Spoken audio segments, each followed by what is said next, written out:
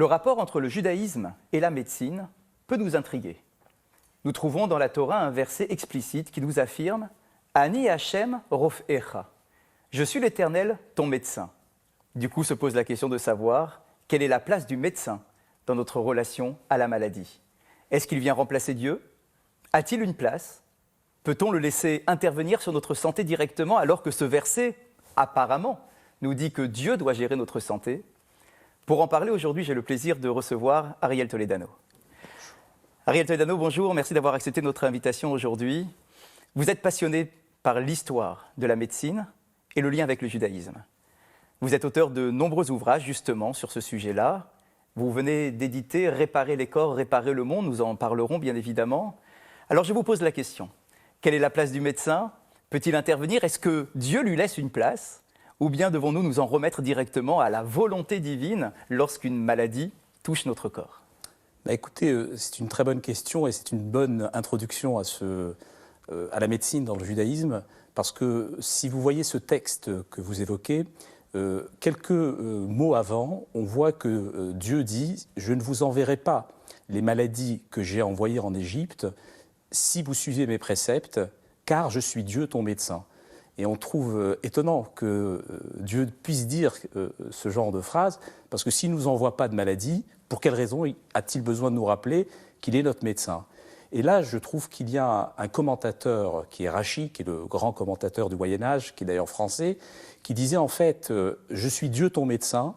C'est un peu la notion de prévention qui est inspirée par ce texte-là. C'est-à-dire « Je suis Dieu ton médecin, même si je ne t'envoie pas de maladie, mais malgré tout, je vais t'expliquer qu'est-ce qu'il faudrait faire dans ton quotidien ».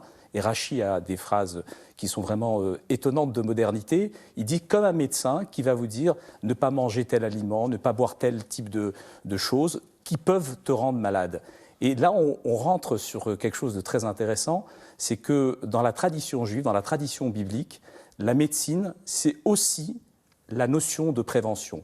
Et c'est quelque chose d'assez moderne, parce que la prévention médicale, ça vient au XXe siècle. Ce n'est pas quelque chose que l'on voit dans le texte biblique. Et moi, j'ai souvent l'habitude de dire à mes élèves en histoire de la médecine que si c'est Hippocrate qui a institué la médecine au rang de profession, la notion de prévention, elle naît dans le texte biblique, justement à travers cette notion de « je suis Dieu ton médecin ». Alors, il est évident que ce texte a été nombreuses fois commenté dans le Talmud, et vous avez notamment Rabbi Ishmael, un des grands rabbins du Talmud, qui lui va donner d'autres informations, parce qu'il voit bien que ce texte peut induire en erreur, et d'ailleurs cette erreur on la voit dans de nombreux livres d'histoire de la médecine, où on explique en fait que la médecine biblique est une médecine théurgique qui attend de Dieu la guérison. Absolument pas.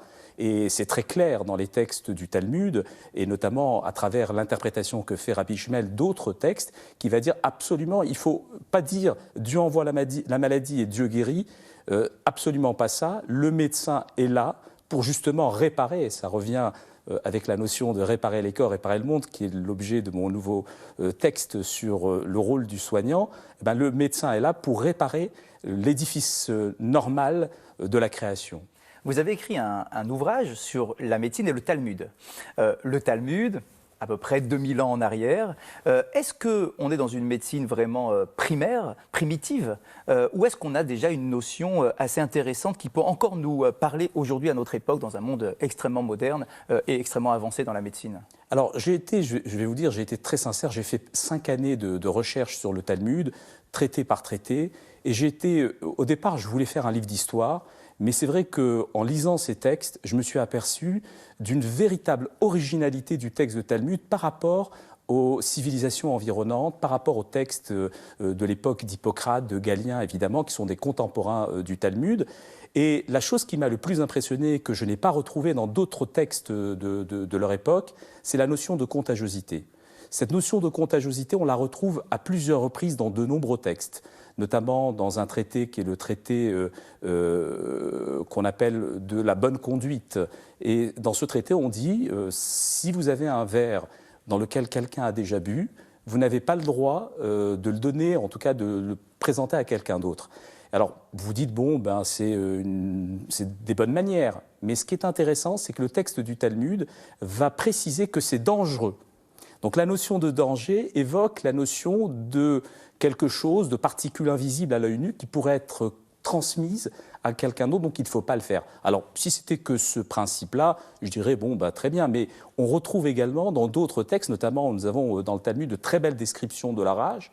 On voit vraiment, alors là, on pourra en parler aussi, c'est-à-dire que dans le Talmud, s'il y a une particularité des rabbins du Talmud, c'est qu'ils savent parfaitement bien décrire les maladies.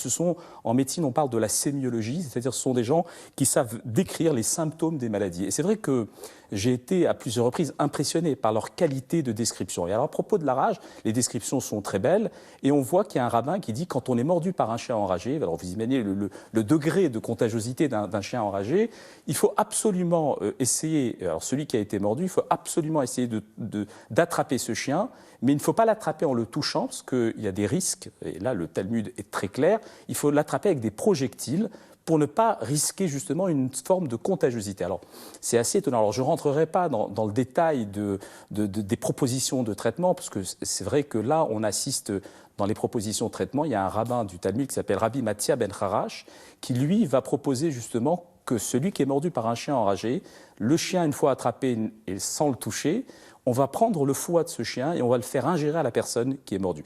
C'est intéressant parce que c'est en fait une réflexion sur les prémices de la vaccination. Mais pour en revenir à cette notion de contagiosité, je trouve qu'on la retrouve également à propos, dans le texte de la Bible, à propos de la notion de Névéla. Quand vous avez une bête que l'on retrouve dans un chemin, perdue dans un chemin, il faudrait, selon le texte biblique, ne pas le manger. Alors on peut imaginer qu'une bête perdue qui est morte dans un champ, évidemment, si elle est morte dans un champ, c'est qu'elle est malade. Mais le texte de la Bible, les prescriptions mosaïques sont claires. Non seulement il ne faut pas le manger, mais il ne faut pas le toucher.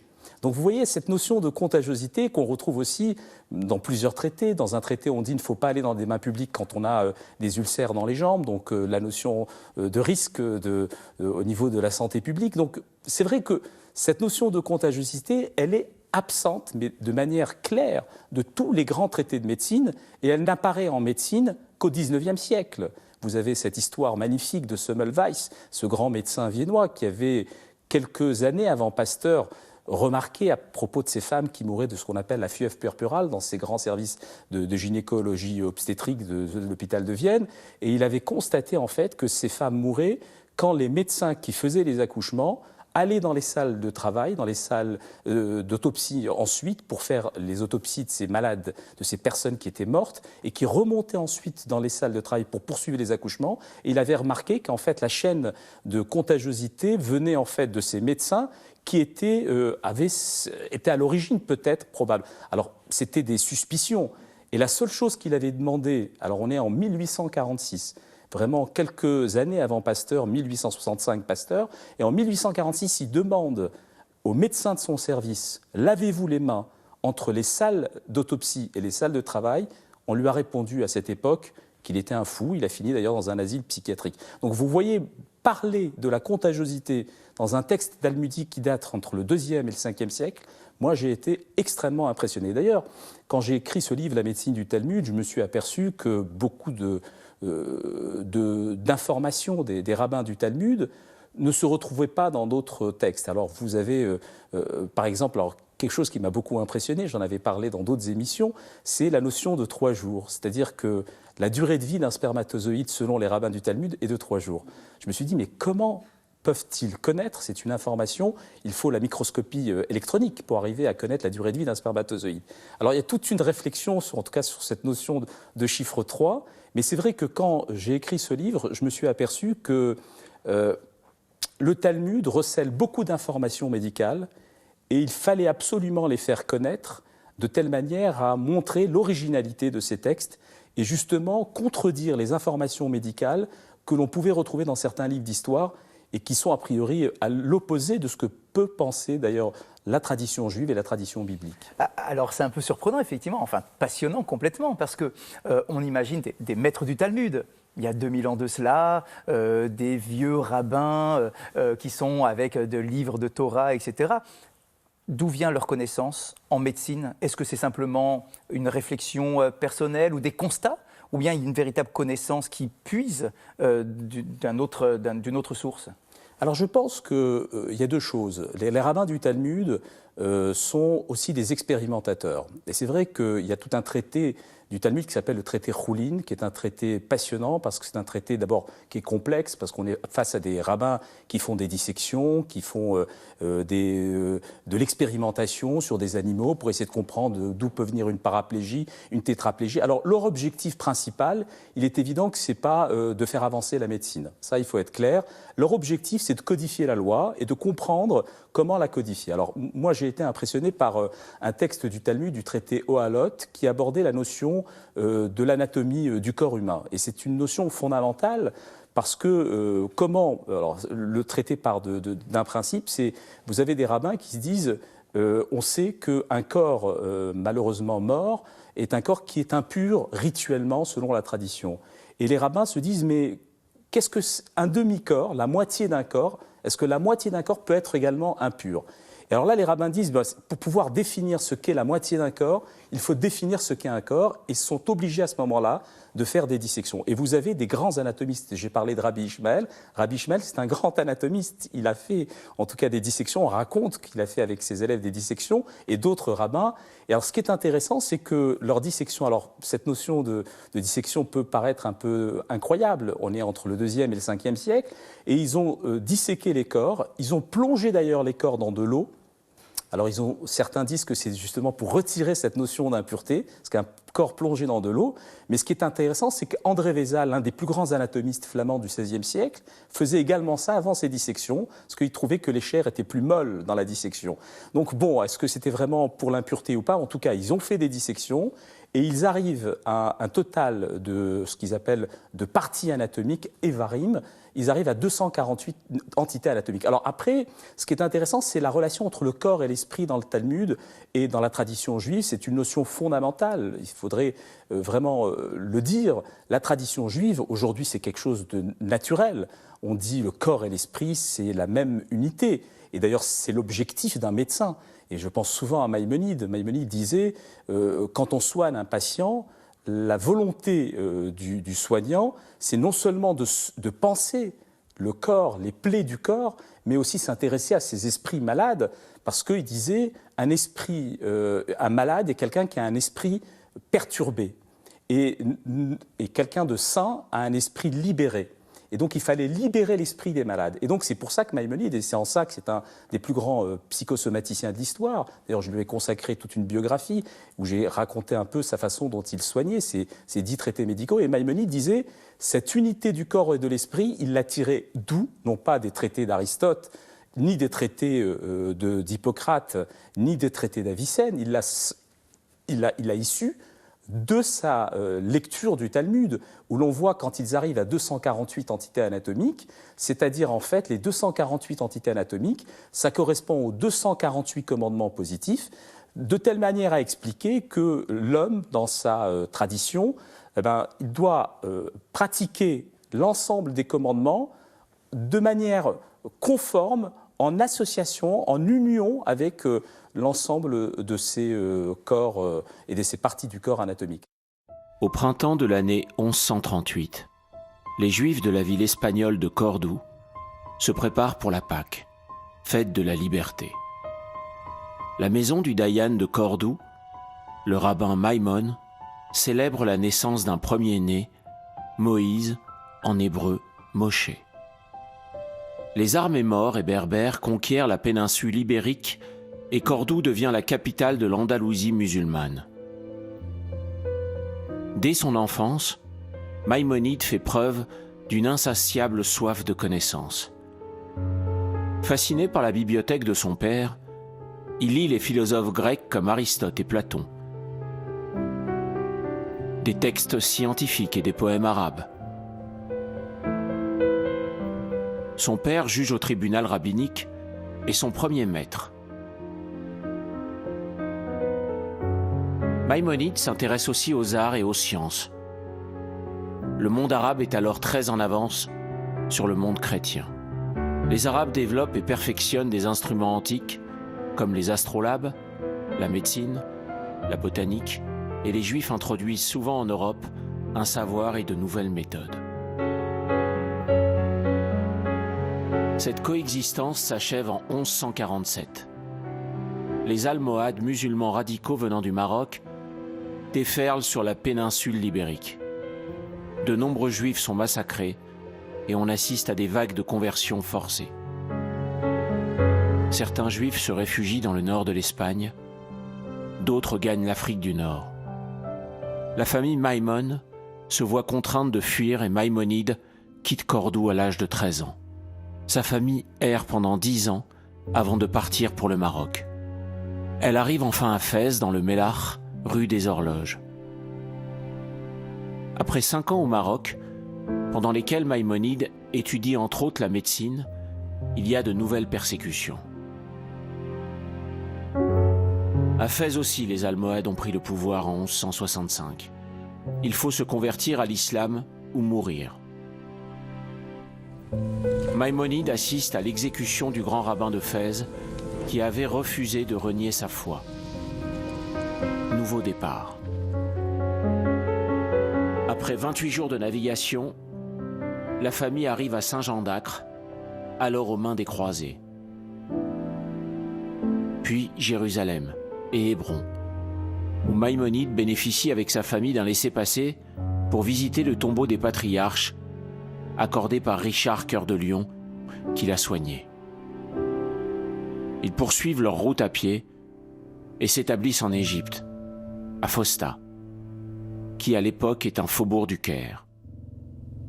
7000 Juifs vivent ici en 3 communautés, 3 synagogues. Maïmonide est sans doute venu prier à la synagogue d'Ibn Ezra. D'après une légende, c'est à cet endroit que la corbeille d'osier contenant Moïse, bébé, aurait touché la berge. Maïmonide se marie et devient un membre actif de la communauté juive d'Égypte, et pas seulement un homme de lettres. Il vit grâce au commerce de son frère David et peut se consacrer aux études de textes bibliques philosophiques et médicaux. Mais en 1177, une tragédie se produit. Le navire de David, pris dans une tempête, coule dans l'océan Indien avec ses marchandises. Les frères étaient très liés et Moïse porte le deuil pendant des années. Il se voit forcé d'exercer un métier pour subvenir aux besoins de sa propre famille ainsi que de la famille de son frère David. En 1189, il devient le médecin personnel du sultan.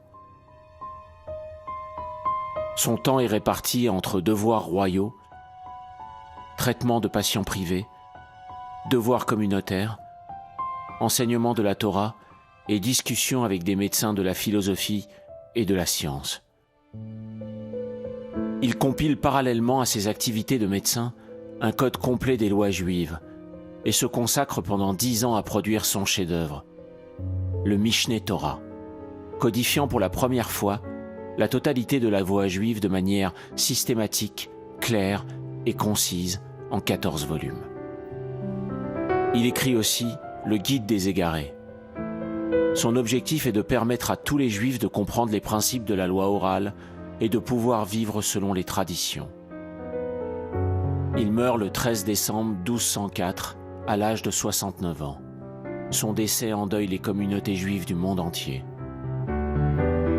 Certains travaux de Maïmonide deviennent sujets à controverse et à des disputes. Certains livres sont brûlés, comme hérétiques. Aujourd'hui, il est considéré comme l'un des plus célèbres philosophes et comme l'un des plus grands savants juifs, et son œuvre continue à nous influencer. Il est enterré à Tibériade, et sa tombe pouvant accueillir plus de 6000 personnes en même temps, fait l'objet de très nombreux pèlerinages. De Moïse à Moïse, il ne s'enleva aucun comme Moïse. Alors justement, dans le prolongement de ce parcours finalement de la médecine et du judaïsme, je voudrais maintenant m'intéresser à votre dernier ouvrage, Réparer les corps, réparer le monde. Déjà, le titre m'interpelle. Réparer les corps, on peut comprendre. Vous êtes médecin, je vais chez mon médecin, il me soigne, j'ai une maladie, il vient réparer mon corps. Réparer le monde, quel est le lien entre la réparation du corps, donc le soin médical qui est apporté à un individu, et réparer le monde, c'est-à-dire qu'il va y avoir une conséquence, une influence positive sur l'ensemble de la création. C'est bien ce qui est porté dans ce titre. Qu'est-ce que vous avez voulu dire exactement ? En fait, merci de me poser cette question parce que c'est l'objectif du livre. L'objectif du livre, c'est de montrer qu'en fait, Maïmonide le disait également, faire en sorte que les gens se portent bien et soient en meilleure santé, c'est aussi faire en sorte que le monde soit meilleur. Et ça, c'est très intéressant. Et surtout, ce que j'ai voulu préciser dans ce livre, à travers ce titre, réparer les corps, réparer le monde, c'est en fait inscrire le soin dans une dimension humaniste. Et c'est quelque chose de fondamental parce qu'aujourd'hui, on le voit bien. Et même moi, dans mon cabinet médical, quand on rentre, on est impressionné par toute la technologie. On est devenu vraiment une médecine très technique. Et le rôle du médecin, la vocation du médecin, c'est de ne pas oublier que ce qui est important, ce qui soigne en face de lui, c'est un corps, c'est un esprit, c'est quelqu'un d'humain. C'est cette relation à autrui. Et ça, c'est ce qui fonde d'ailleurs, je crois même, la tradition juive. Quand je pense souvent au fait que le premier mot de la Torah, Bereshit, la première lettre, c'est le bet. Et le bet, ça veut dire, dès le départ, la notion d'esprit de partage, la relation à autrui. J'ai voulu, à travers ce livre, expliquer comment cette sagesse qui est la tradition juive, cette sagesse qui a permis à beaucoup de gens, on parle de résilience, mais on retrouve ça dans le texte biblique, cette notion de textes qui peuvent vous aider à vous en sortir. Moi, je pense souvent, des patients m'ont dit, tel livre m'a fait tellement de bien, telle phrase, tel mot dit par telle personne m'a fait tellement de bien. On voit le lien du corps et de l'esprit, on voit très bien que des gens qui souffrent, comment certaines phrases peuvent les apaiser. C'est l'objectif de ce livre, d'apporter une réponse à cette souffrance de ces malades, de ces gens qui souffrent. On parle de mots. Dans l'épisode juste après le déluge, lorsque Dieu promet de ne plus envoyer de cataclysme de ce niveau-là, il envoie un Hot Aberit. L'arc-en-ciel en français, mais en hébreu, Hot Aberit. Le mot Hot signifie une parole, une lettre, ce qui est à l'origine de la parole. Là encore, Noé, on lui fait le reproche de ne pas avoir prononcé de parole, de ne pas être intervenu par sa parole pour prier, pour demander. Il va prier après le déluge, mais il sera déjà trop tard. Et le signe que Dieu envoie, c'est justement une lettre. Est-ce qu'il veut lui dire que le lien maintenant qui doit exister est celui de la parole ? Tout à fait. Alors, il y a beaucoup de choses qui sont très intéressantes dans cet épisode du déluge. Moi, je raconte dans mon livre, justement, que dans l'arche de Noé, il y avait un tsoar. Et en hébreu, tsoar, certains... Alors, j'aime beaucoup parce que Rashi va donner deux interprétations au mot de tsoar. Il ne fait que relater le Midrash, la Genèse Rabbah, dans lequel on raconte qu'en fait, tsoar, pour certains, c'est une fenêtre, et pour d'autres, c'est une pierre précieuse.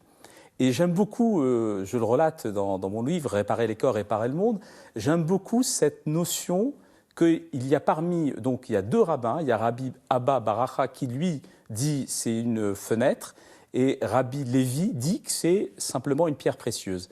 Et il y a 4 rabbins qui, eux, ne se prononcent pas, ils ne sont pas capables de dire si c'est une fenêtre ou si c'est une pierre précieuse. Je trouve ça étonnant.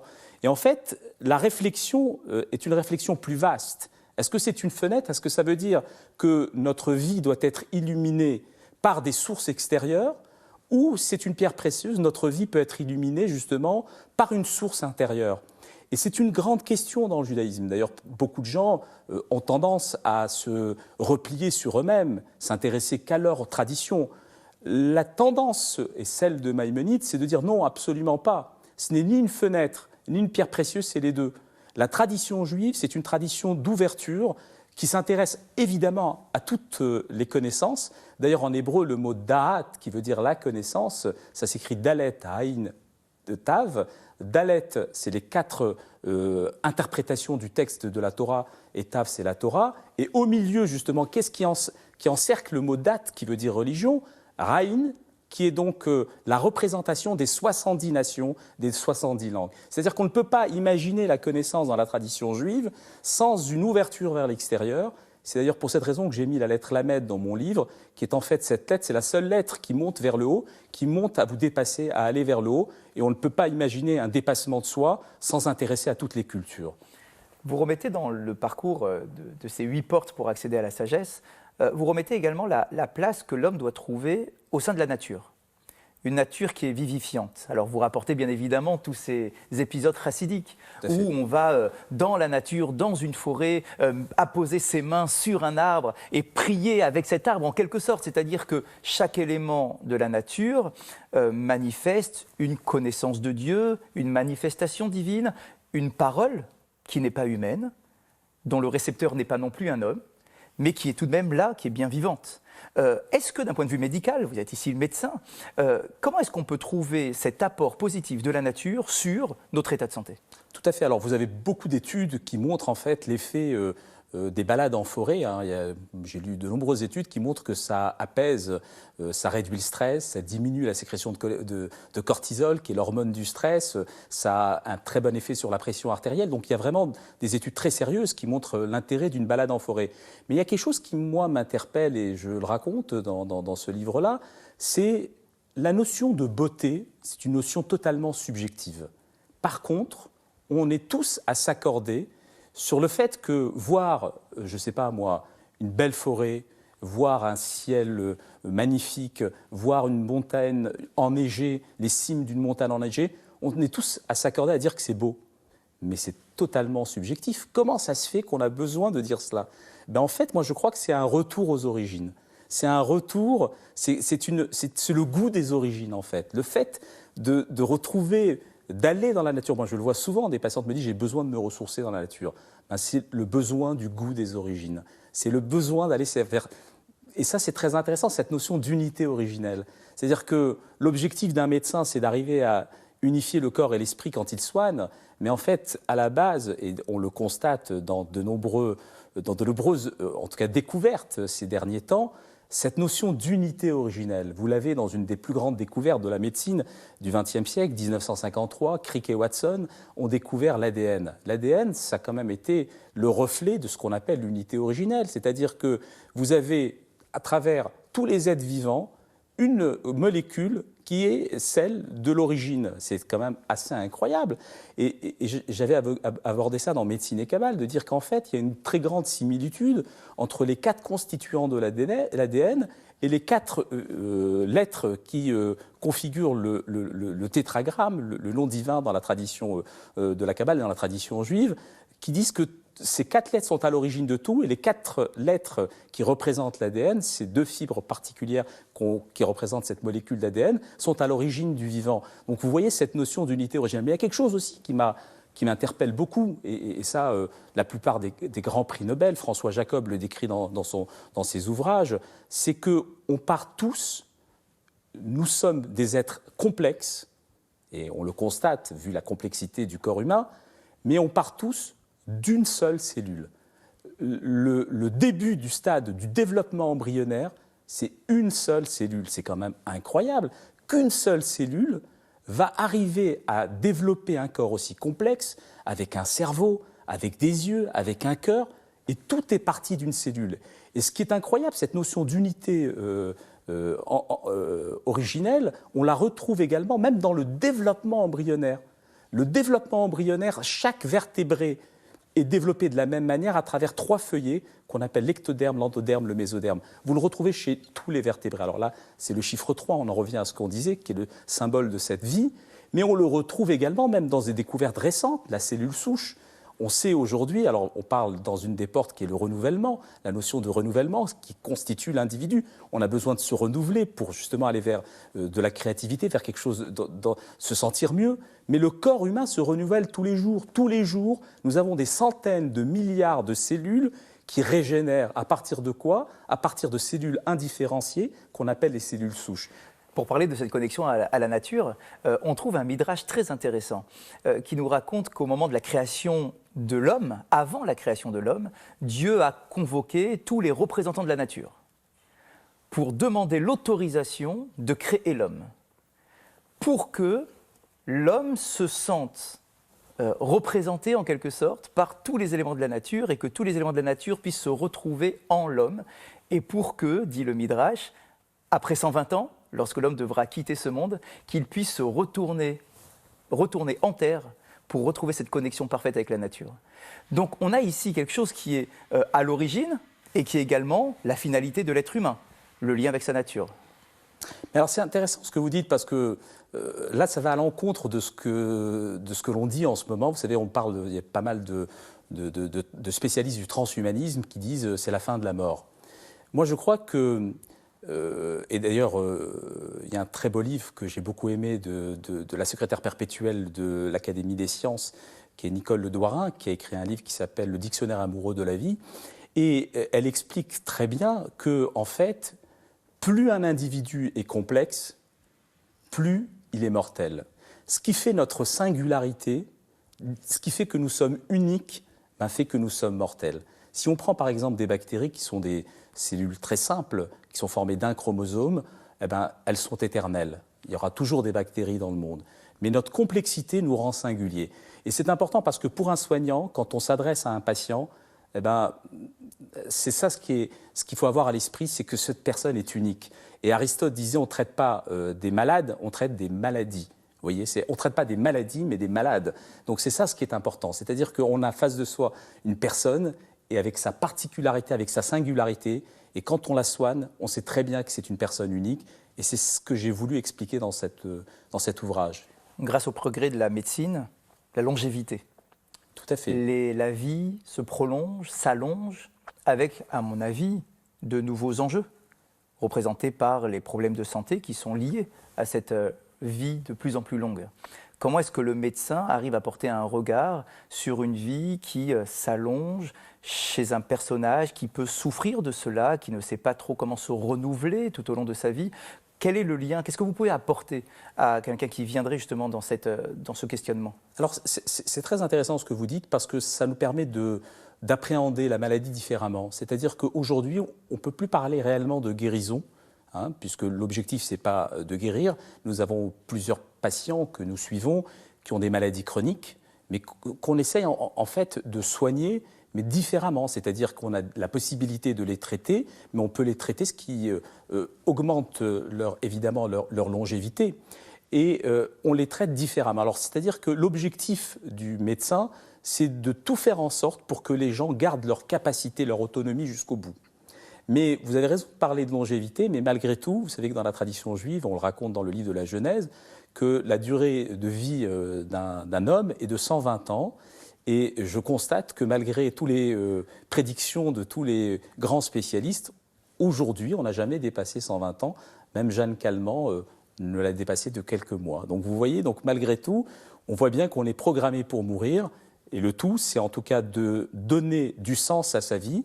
Mais donner du sens à sa vie, je crois que je rejoins ce que disait Maïmonide, il faut avoir à l'esprit qu'il faut avoir deux types de perfection dans sa vie. La première, c'est la perfection sur le plan de ses organes. Avoir un corps en bonne santé, c'est quelque chose de fondamental. C'est-à-dire qu'on ne peut pas imaginer dans son quotidien ne pas prendre soin de sa santé. Et ça passe évidemment par la prévention, comme on le disait au début de l'émission.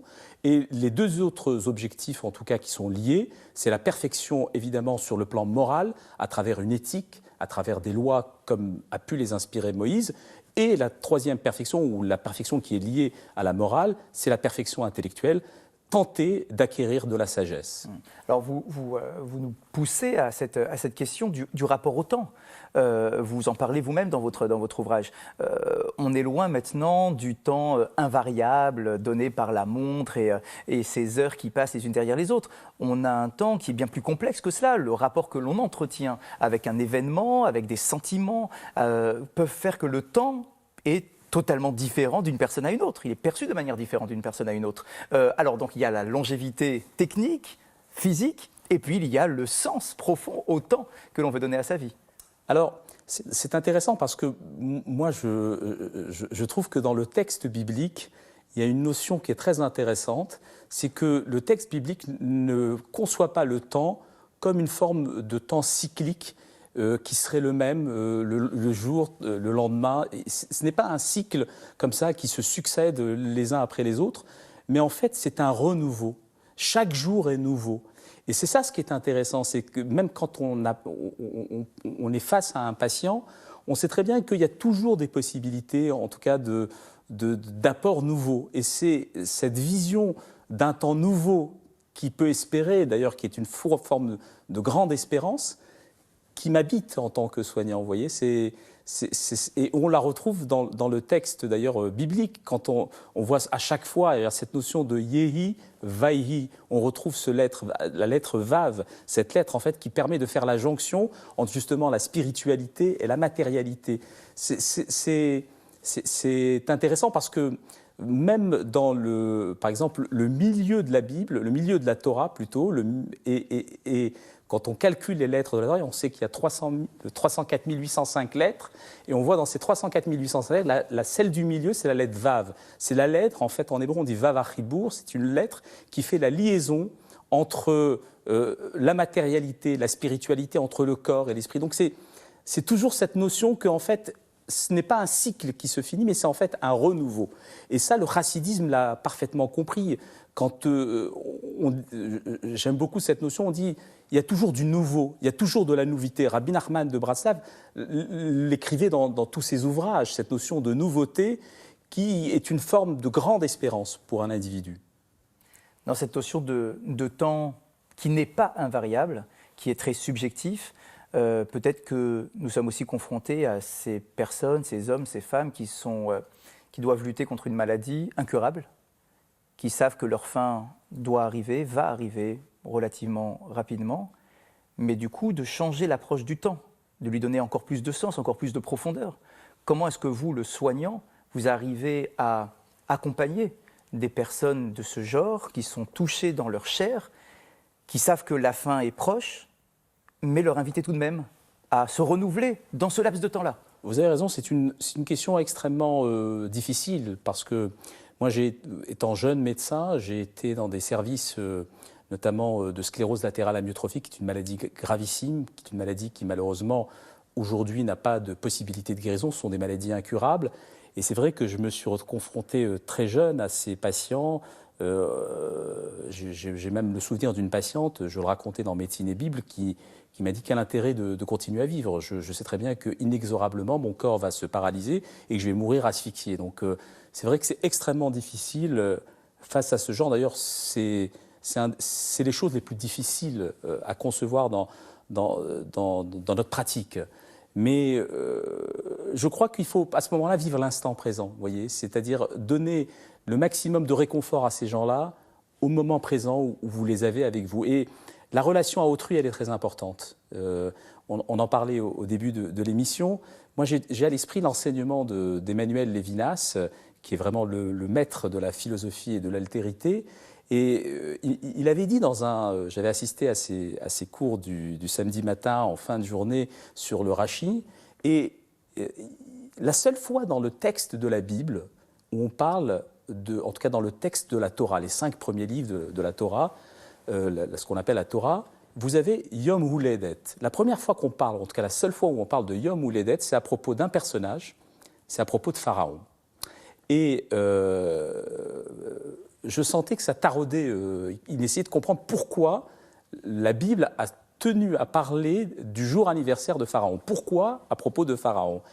Et en fait, quand on voit le mot anniversaire en hébreu, Yom Huledet, ça ne veut pas dire anniversaire, ça veut dire le jour où autrui m'a donné naissance. C'est la notion que quelqu'un va essayer de vous aider à sortir, justement à vivre. Et Lévinas, à ce propos, a dit en fait que ce n'est pas anodin. Si c'est à propos de Pharaon, qui est lui se considérait comme une forme de divinité, eh ben, que la Torah lui rappelle que son jour anniversaire, c'est en fait lui rappeler que lui-même, quelqu'un lui a donné naissance. Donc je pense que l'aide venant d'autrui, eh ben, ça peut être comme une sortie une bouée de secours qui peut aider donc par des paroles ces gens-là, même si je sais que on n'a pas de proposition, peut-être aujourd'hui, à leur proposer, mais peut-être qu'à travers... Alors après, vous savez, je ne vais pas rentrer dans des réflexions sur la guérison. Vous avez moi, j'ai un collègue médecin qui parle beaucoup de guérison spirituelle, mais bon, il y a toujours une espérance. C'est ce message qu'il faut transmettre. Alors justement, le dernier passage de votre livre est intitulé « Espérance ». Tout à fait. Quelle est notre espérance ?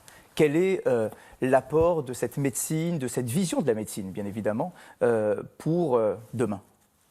Alors, je dirais que plus la médecine devient technique, plus aussi on a une attente démesurée de la médecine. Parfois une attente que je trouve excessive. Par exemple, la fin de la mort, je trouve ça complètement incroyable. On l'a développé il y a quelques instants.